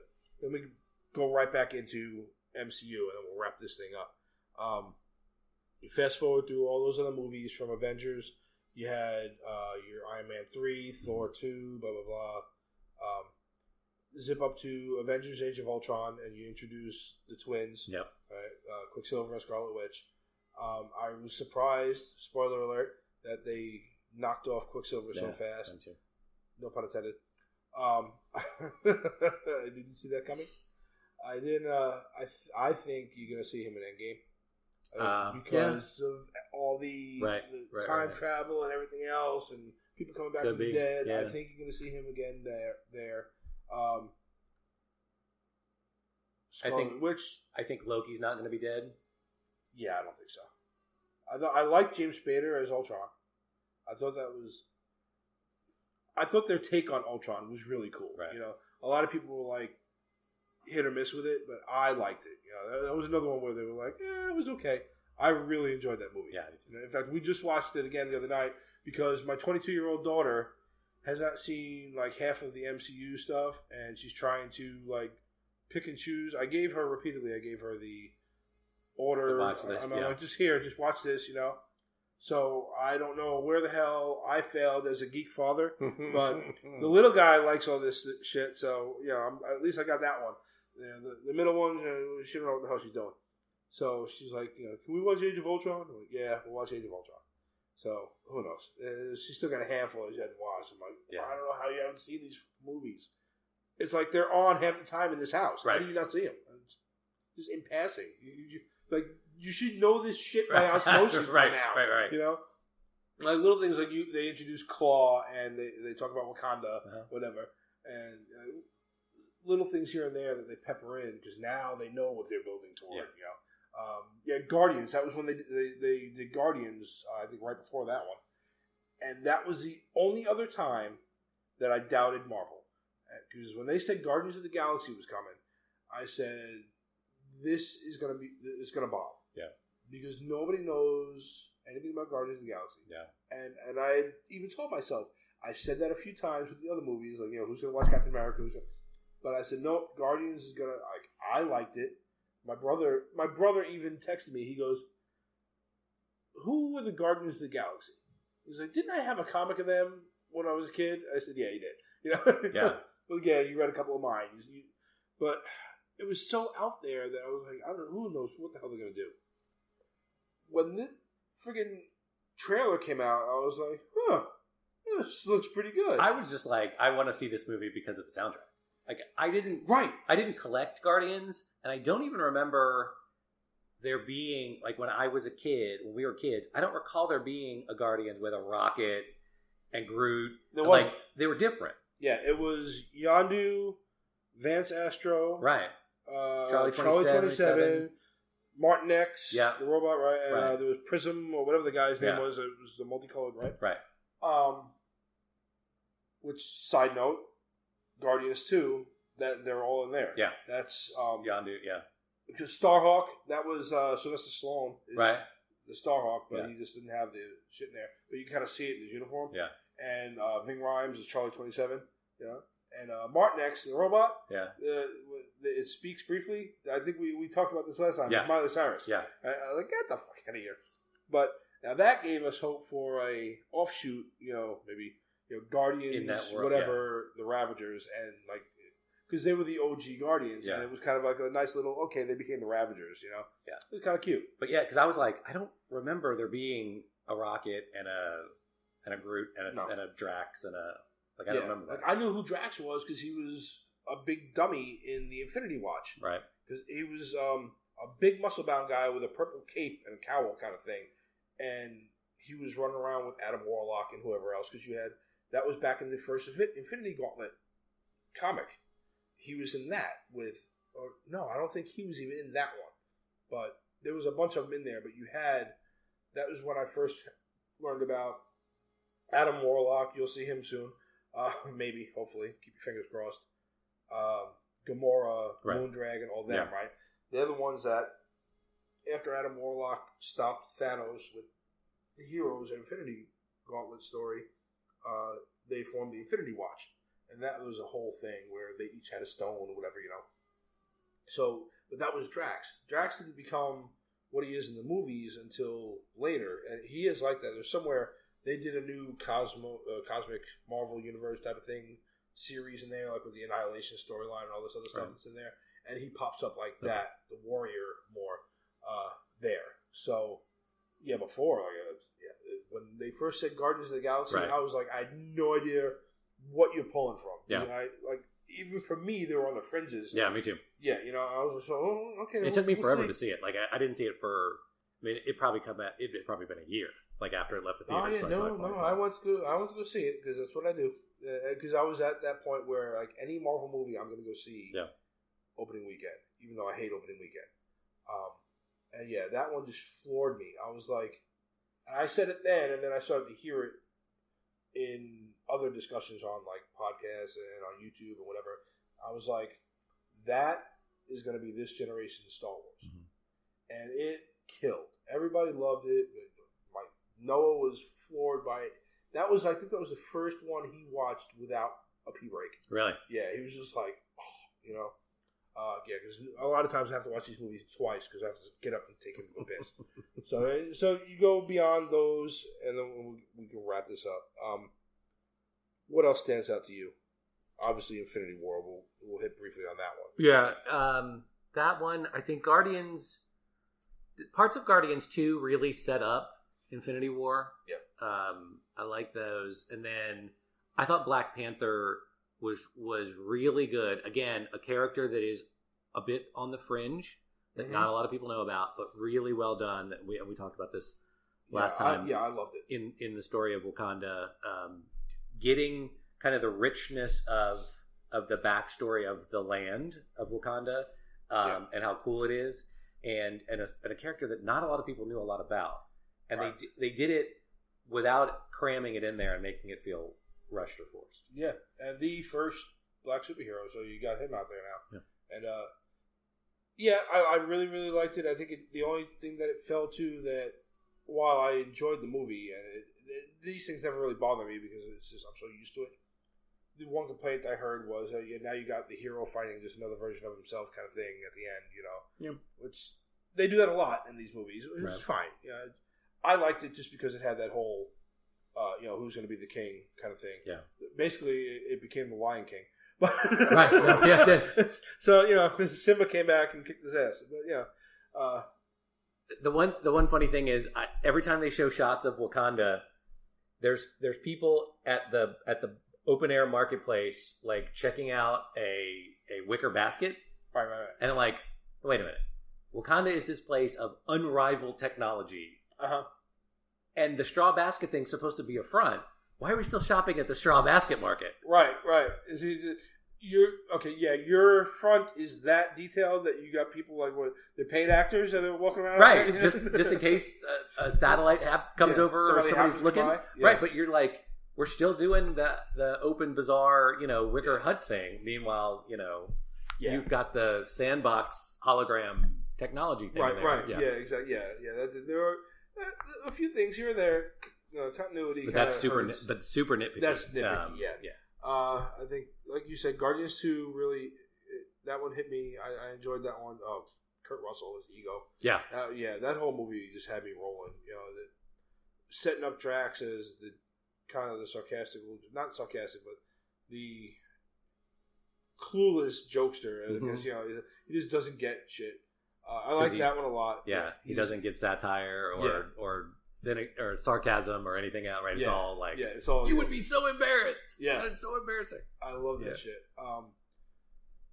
Civil War, to me, that right there is probably one of the best comic movies ever made. Yeah, just that airport fight scene alone, and it went on. Like, I told a friend of mine about it. He was like, "How was it?"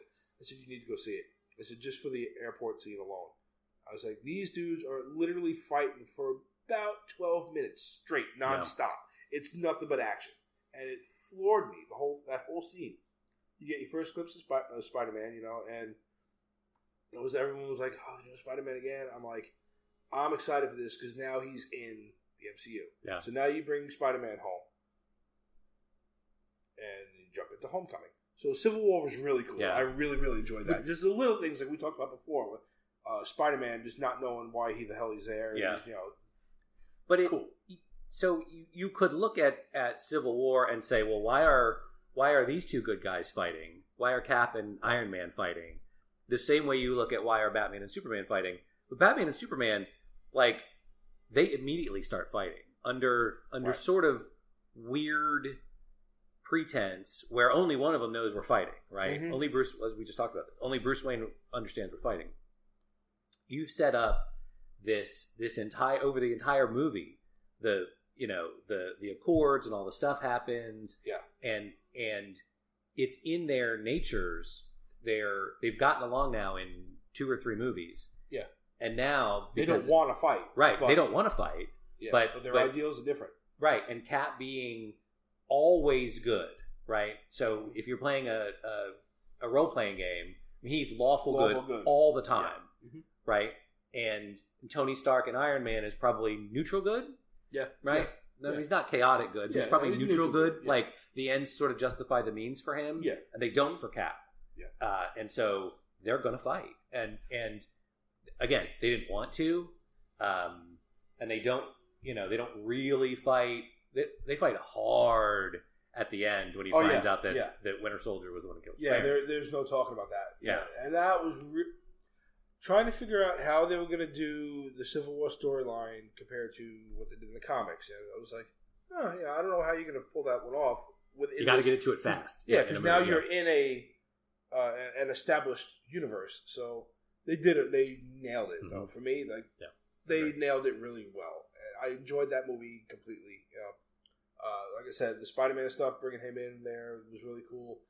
Now you're all set up for everyone's separated, whatever. People are on the run or whoever, and you know Thanos is coming. So you do the Thanos thing, and now we get into, I guess, all right, Doctor Strange. I'm sorry, one other thing. Yeah. They also don't make up. Cap and Iron Man don't make up. No. Right, it's not like someone shouts their mother's name and they're just, like you said, did we just become best friends? Yeah. Like, they have that brutal fight at the end with the two of them throwing the shield back and forth and kicking the crap. Shit out of Iron Man. Yeah. And then he's like, you don't deserve that shield, and he just throws it down and he leaves. And then, he sends him the phone, like, if you need me, call me. But there's not a point where they just sort of neatly wrap it up. Like, okay, now we're good. Let's hug it out. Which sets up Infinity War perfectly. Yeah. Because we'll get into that. And there are separate scenes, like the Iron Man group of scenes, Iron Man, Spider-Man. Infinity War, you never see them together. Right, they're not together. And Tony's not the one who calls him. It's Bruce. Right. In Infinity War. So you go into, some of the other ones like Doctor Strange. I thought that was really good. I like that a lot. Yeah. Go ahead. No, go ahead. I thought the ending, it's all the backstory of Stephen Strange, because they have to, a character that you don't know that well like that, you have to spend a lot of time sort of figuring out who this is. Yeah. That's all really well done. The ending, though, that you're just gonna what? Trick Dormammu into giving up, or yes, we can do this forever, but it seemed you've got the greatest evil in the universe, and you just sort of want to trick him. You sort of outfoxed. It all just seemed sort of too easy. It seemed too easy to do that to Dormammu. I thought maybe you could have done that with somebody lesser. It would have been more fun. Yeah, because it's supposed to be a better fight with Dormammu. I got what they were going for. I liked his use of the Time Stone in that, just to show how stubborn he was. Mm-hmm. I'm going to keep doing this shit. So I think I agree with you. It would have been better with somebody else. Yeah. Mordo or whatever. Another villain would have been, to me, beaten. It would have been more acceptable to beat him that way. So, but overall, I liked the movie. I like Benedict Cumberbatch. Yeah. As Stephen Strange, he's great. Mm-hmm. And then we go into Spider-Man: Homecoming. Yeah. That was me. I thought it was perfect. I like the other Spider-Man movies. I just really, really enjoy Tom Holland as Spider-Man. It's something about him. I get the whole Tony Stark mentor thing, whatever. I think that's kind of, it's fun. It makes for a different dynamic than the comics that you used to, So it's kind of cool, that whole it gives him an out to how he gets some of his stuff, where he happens to be brilliant and he makes web shooters or whatever else. He does make all that shit on his own, because you see him in the school mixing the web food, whatever. But the fact that Tony gives him a suit that kind of helps him and whatever, that's pretty cool, So I really enjoyed that movie a lot. And then you dropped into Infinity War, because I really want to wrap this one up and get on to our video game one. We try to record multiple things when we can get together. It's a pain in the ass. We can't work. We just got to stop working. Infinity War, to me, now I know Infinity War and Endgame together are going to represent the culmination of 20-something movies. To me, they knocked every part of Infinity War out of the park. I did not think anything fell short. I think Josh Brolin nailed Thanos. He's perfect. Mm-hmm. Yeah, he was really good. Yeah. Just the fact that they got... My favorite part of that entire movie was when he's talking about the resources. And now, I do have other action scenes that are my favorite part. But the overall favorite part of the movie that got to me was when he's talking about, you have these finite resources, and what I want to do is eliminate half of the people that are, using up these resources. And my wife leaned over to me and said, "He's not wrong." Right. And I said, and that's where they got you. Yeah. I mean, so the greatest villains of all, I mean, even in real history, right? The real villains don't really think they're villains. Right. Right? I mean, that level of evil doesn't think it's evil, right? I mean, you've got the Joker who's sort of chaotic evil, right? He understands he's bad. He, like in the scene in Dark Knight, he burns the money. He's like, that's not what I'm about. Right. He just wants to create chaos. Right. Yeah. But Thanos doesn't think he's a bad guy. He has a very logical and, to his point of view, legit point in there are only finite resources and there are too many people. So the only logical way to solve this is half the people got to go. Yeah. Right? I mean, it's simple. And I love that not only do they explain it in a way where you understand his point, you actually empathize with him throughout the movie. There are parts where you're just like, wow. Like when, spoiler alert, he tosses Gamora because he's got to get rid of something he loves. I've heard time and again people going, no, he doesn't really love anything. So, but no, he had to in order for that Soul Stone to work. Right. So he had to, even if it was twisted, not what other people think of as love. Right. He had to, in his own way, love Gamora. Yeah. And he did. And you see it. Because even at the very end, when she's in the Soul Stone, or a version of her, part of her is in the Soul Stone, and she asks him, "Did you do it?" He says, "Yes." "What did it cost?" And he looks just broken. He says, "Everything." You see someone who, he attained his goal, but it took everything away from him. Yeah. And when you look back at Avengers Infinity War, did you notice that this is not really, I mean, it is, but it's not an Avengers movie. It's not a Guardians movie. Thanos is the protagonist of that movie. Yeah. It's his story. Right. It's freaking amazing. They give you that background. And so it's his story. For them to do that and to tell this culmination of this entire universe through the eyes of the villain was freaking epic. Yeah. And it nailed it 100% for me. So, what do you think? No, I agree. I think that we hit on this in a minute, a little bit ago in this conversation, but in the past too, nobody gets left out of this story, right? You got every of all these movies we've talked about, right? Captain America, Thor, Iron Man, Scarlet Witch. No one's really, except Hawkeye, left out of this movie for reasons that will be touched on later.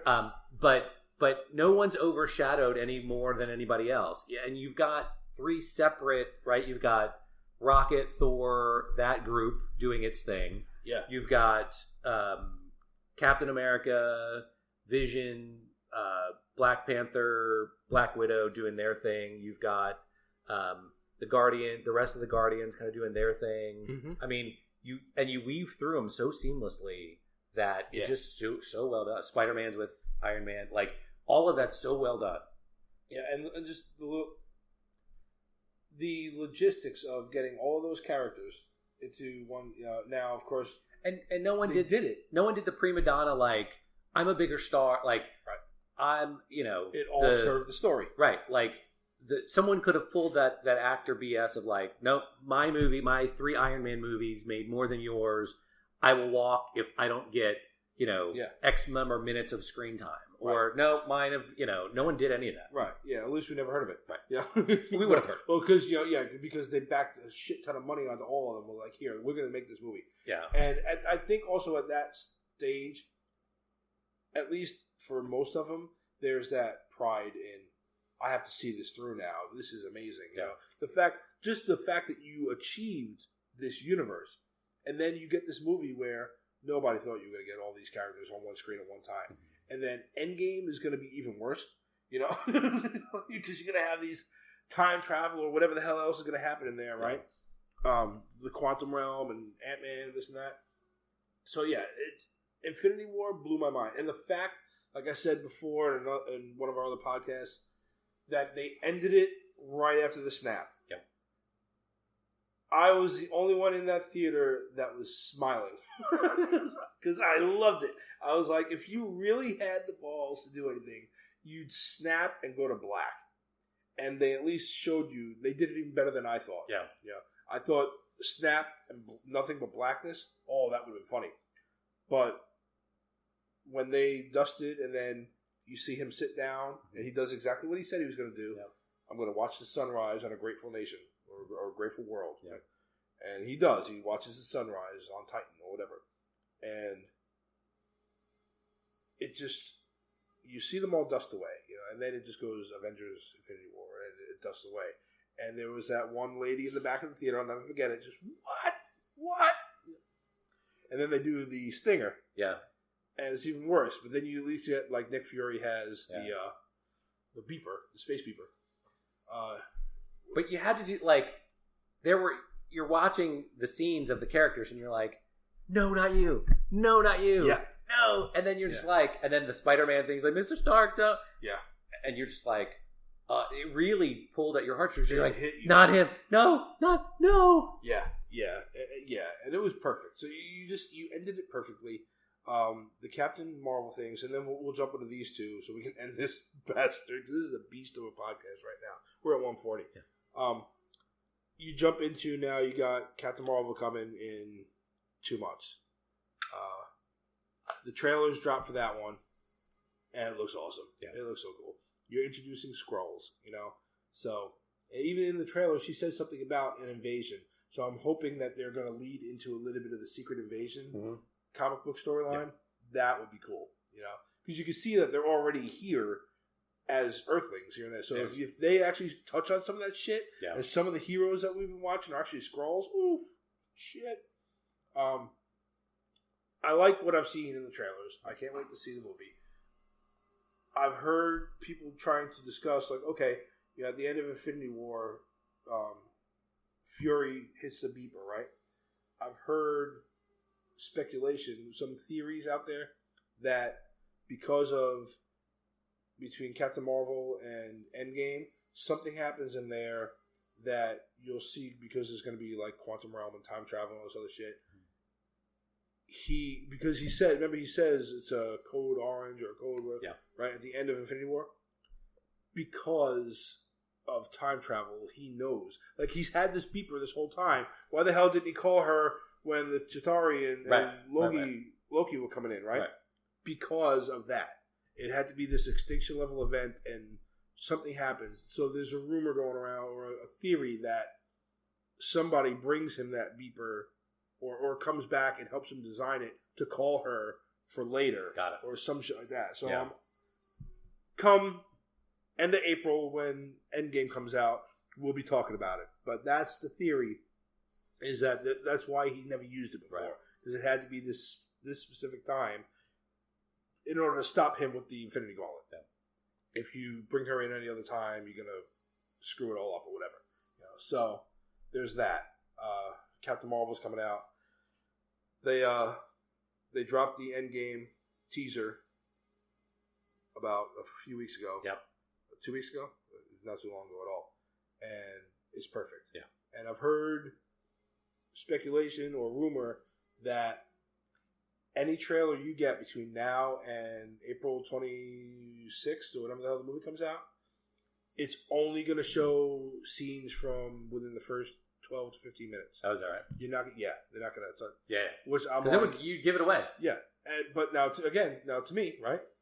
That's all you need to do. For this movie, you don't need. In fact, you could have just shown me this teaser, just to be like, okay, now I know it's called Endgame. Yeah, I'm done. You didn't even have to do that bullshit, to be honest with you. You could show me Iron Man. You could show me Tony Stark looking sad, Scarlett Johansson looking sad, Captain America looking sad.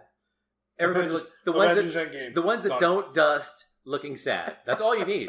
And then Avengers Endgame and done. Okay, I got a title card. Show me the date. Yeah, you could have, or just taken that last where it goes Avengers Infinity War and dust away.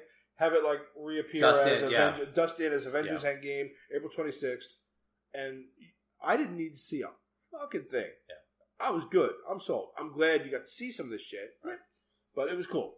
And then finally, before we sign off on this one, the last trailer I just watched and I posted to our Facebook channel was Spider-Man Far From Home. Did you watch it? I didn't. All right. We got to pause this a second. Hang on a second. All right. So we have watched the Spider-Man Far From Home trailer. Awesome. Good trailer. Here's my first question.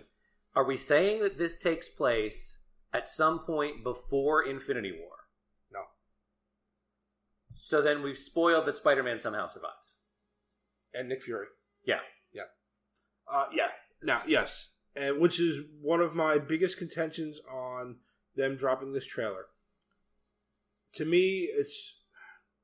If I were Sony, because of the relationship with Marvel and the fact that you helped us get Spider-Man perfect and blah, blah, blah, I would have had enough confidence in this movie and in my own movie, or in this whole relationship and this movie, to hold off. Probably not, like, even just ask them to do 2 stingers at the end of Avengers Endgame or something, or make it a legit trailer and put the trailer at the end of Endgame. Right? So you do all of Endgame, and then you roll the credits and do their stingers or whatever, and then Spider-Man Far From Home trailer comes up at the end, so people watch that and they get excited for Spider-Man. Right.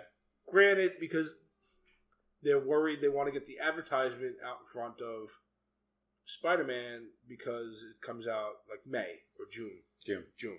So, but if you believe in the hype that's coming, right, you could have avoided everything. Or you throw in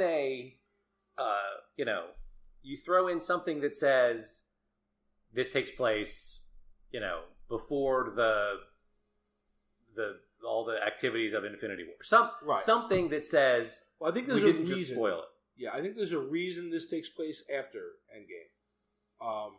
Maybe. Only because But there's no reason to believe that of all of Peter Parker's friends, if it takes place after Endgame or sometime between Infinity War and Endgame, that you don't deal with any of the aftermath of him being gone. All of his friends, like half his friends get dusted. You know what? You might be right.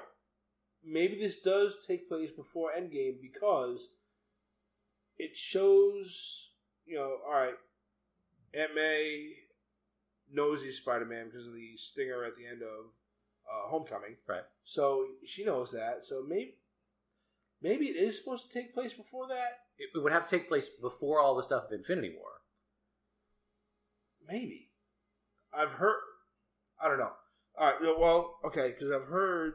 Or the speculation was that going forward in Phase 4, Spider-Man was going to be a key component after Endgame, right? So yeah, this could... Damn it, now that I'm thinking about the trailer, this could all take place before Infinity War because he's just on the bus in Infinity War with Ned. Right? Yeah. That's really the first time you see him. You don't really... Yeah. The ship comes down. Is there a big...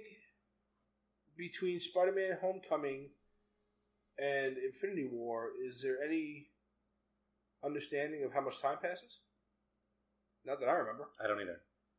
I know there's some... The only thing that they talk about is when he goes to Europe to be part of what ends up being in Civil War. Right? They talk about that stuff. About that. That happens at the beginning of Homecoming, right? At the series of selfies. Recording. Yeah. But that's the only part that... Yeah, but then when you go from Homecoming to Infinity War, I don't know if they've ever said anything about how much time passes between Homecoming, Ragnarok, and Infinity War. Right. So I guess you got... even if it's a summer trip, that's what he was doing, right? In the trailer, he's getting ready for a summer trip to Europe. He's just going overseas. Yeah. He's not like... Because he says, I'm not going to bring the suit because they don't need Spider-Man. I just want to have a trip. I just want to have a trip with my friends. Yeah. It's not like he's going overseas like an exchange student. He's only going on vacation, I think, or maybe as a tour. Seems well, no, because there's a school. Yeah, there's that scene at the beginning of the trailer where they're in school, where I assume they're announcing, like, hey, we're going to do this European study abroad thing. Maybe it's a few weeks though, because that would fit with. Yeah. They should have just said that. They should have just said that. They should have said, done it in some clever way to make you understand. We didn't just spoil Endgame and tell you that Spider-Man somehow survives the dusting. Right. That would have been nice. Yeah, and you know what? Now in my head, I think I just fit this about a month before Infinity War, maybe. Yeah, I don't know. It would have been a simple thing to do, right? Instead, now everyone's like, "Well, when?" and maybe they do it on purpose to sort of generate hype. But you're like, "Well, did they?" A lot of people have the same questions I did. Did they just spoil Endgame? Yeah. Or does this take place beforehand, before the start of Infinity War? Right. Now that I'm thinking about it, I'm hoping. Now between now and Endgame, I have to watch at least those 3 movies: Homecoming, Ragnarok, and Infinity War, and see if there's any kind of mention of how much time goes by in between them. Because I don't think I know. All right, like from Ultron to Ragnarok was like 2 years. Yeah, because they say that because I just watched Ragnarok again to show it to my wife, and because when he turns back into Banner, he goes, is do we beat Ultron? What happened? And he's like, dude, that was 2 years ago. Yeah, I've been the Hulk for 2 years. Yeah. And by the way, we didn't touch on Ragnarok in our probably the funniest of the Marvel Universe movies. Yeah, and we might as well hit on it for a little while because we're not going to talk about video games tonight. We'll do that tomorrow. And a really good kind of buddy comedy, like in 2 different ways, like buddy comedy, Thor and Hulk buddy comedy, Thor and Banner buddy comedy. Yeah.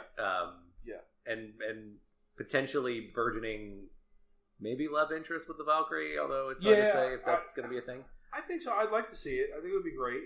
I think seeing Thor and Valkyrie together would be cool. And I think you're going to get that in Endgame. I think because you're going to see her and Korg and whoever and Meek come back. Yeah. And Korg is hysterical. Okay. Hey, new Doug. Yeah. Hey, new Doug. He is so good. Yeah. I didn't make enough flyers. I tried to start a revolution.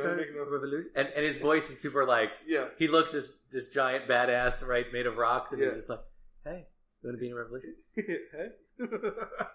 It's so funny. All right, new Doug. And he just calls Thor new Doug.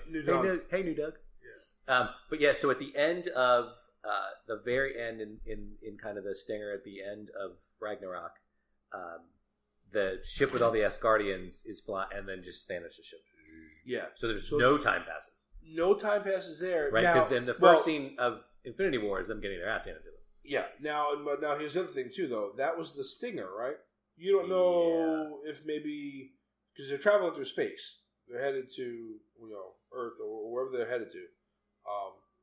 You don't know how much time passes from the time he says, let's take off, to the end of the credits where the stinger comes. Oh. Could be a week. Yeah, I mean they're traveling through space, so there's that whole thing, like hyperspace or whatever with Star Wars, blah blah blah. So you never know how much time passed in the time they started traveling to the time Thanos shows up. But that's immaterial. That could have been a couple of days, could have been a month of traveling through space, whatever. I want to figure out between Homecoming and Infinity War now if there was any kind of time passage. But that's going to be key. I think the trailer looks awesome. I think the suit looks cool. Yep. Him glider wings. Yeah, the glider wings look really cool. The whole Fury showing up, that was hilarious. Let's have a talk. Yeah, Spider-Man. Perfect.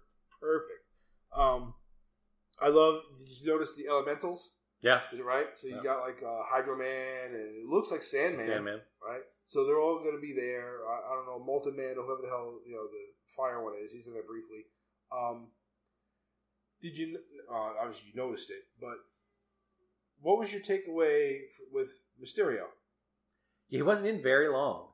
He wasn't in long, but how do you think they meant him to seem in the trailer? In terms of what? So he seemed like he was fighting the water thing, right? Yeah. It looks like he's Europe's hero, right? And he's telling Spider-Man, "You don't want any part of this," right? Yeah. I think that either A, because it's Mysterio,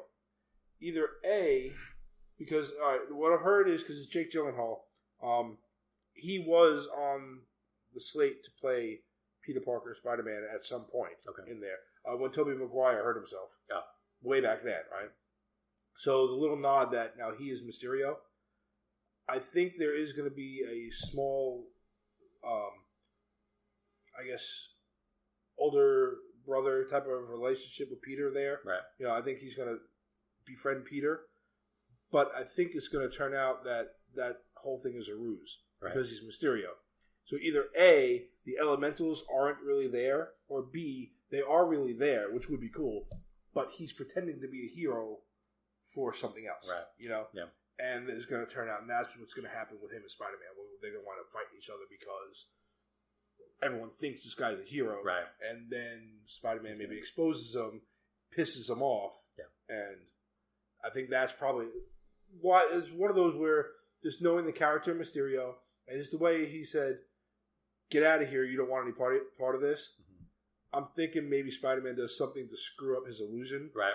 And that's what turns him really bad. You know what I mean? Yeah. Like he's trying to do something, and that's what I think. That'd be cool. That's my prediction. So I'm bummed because we talked about this on the last time we recorded that we hope that the Spider-Man trailer doesn't ruin it, and it sort of does. It almost does. Yeah, the fact that I didn't even think up until you said that, I did not even think about could it possibly be before Infinity War, just because of the release dates. Right. But I mean, hell, Captain Marvel was in the fucking 90s, so right. What the hell do I know? So that, thank you. I think you might have just saved this movie at least up until the end of Endgame, and when June comes around and it comes out, and I realize that we're still going to see it. Yeah, I'm going to still see it. Yeah. But if I realize that no, you fucked it all up, and it's still, but I don't know. I think as long as they keep working with Marvel, I think it's going to be good. And that pretty much brings us up to current. Next one we'll really get into. Well, the next time we talk superheroes, I'd like to really get into speculation on Endgame, maybe the Fox merger, some of the newer movies that are coming out on the DC side, how they can fix things on that end. Where we can see the X-Men on one end, where you can see some of the Justice League kind of reforming on the other end. I'd like to see that kind of stuff. Yeah, so I want to talk about that. Kind of put like the what if in What If Geeks. There you go. So we'll finally start our speculation now that we've kind of covered all of our history and brought us up to current.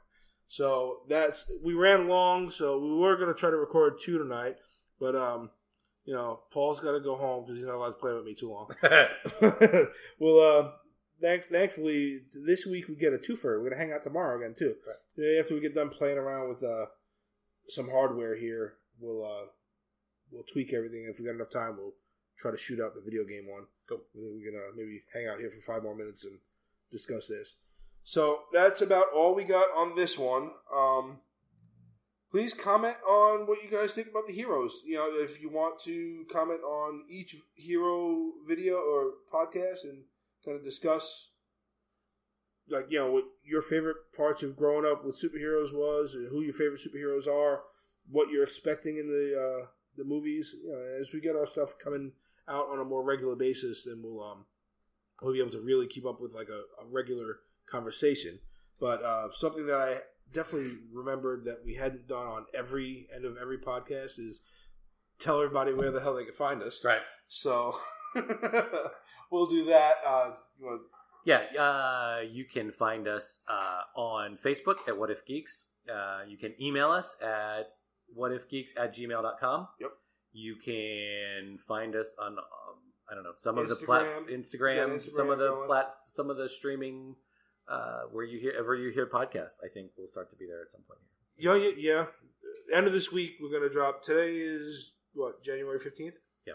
So the end of this week we'll be dropping everything. So if you happen to randomly catch this podcast, you should have about like 6 of them out there that you can listen to. But yeah, subscribe, rate us, and email us. Tell us what you want to talk about it. Tell us where we got stuff wrong. Yeah, or where we're stupid. Or let us know. We've got wives for that. Just hit us up. Let us know what you think and what else you guys want to talk about. It's going to be one long, ongoing conversation. Awesome. That's it. We'll catch you guys later. Very good. See ya.